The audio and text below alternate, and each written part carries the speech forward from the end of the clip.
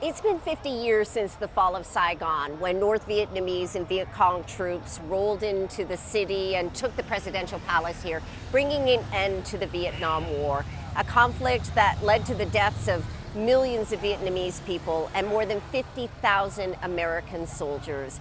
Every year, Liberation Day, as it's called here, is marked with a celebration, but this was their biggest display yet.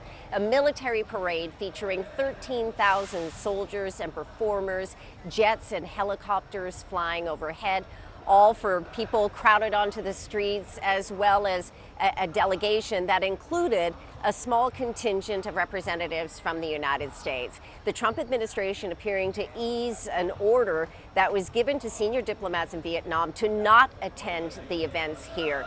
The ambassador was not expected to attend, but Susan Burns, the consul general here in Ho Chi Minh City, was spotted on the stage just hours after the State Department dodged a question about why diplomats were told that they shouldn't attend.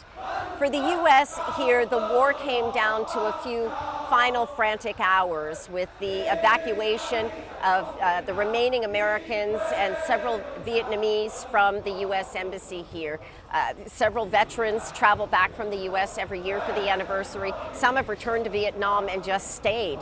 Matthew Keenan now lives in Da Nang, where he volunteers at a center that helps Vietnamese victims of Agent Orange, the toxic defoliant that was used by U.S. forces during the war and what he believes caused his cancer. The boys and girls who I talked about before, they cannot explain why they have a problem. They cannot explain about a war. They can't explain about toxic chemicals.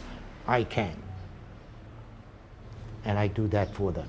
The U.S. and Vietnam now have what's called a comprehensive strategic partnership. It's a very high level of diplomatic relations, which is rooted in post-war reconciliation, but now has more strategic purpose given regional competition with China.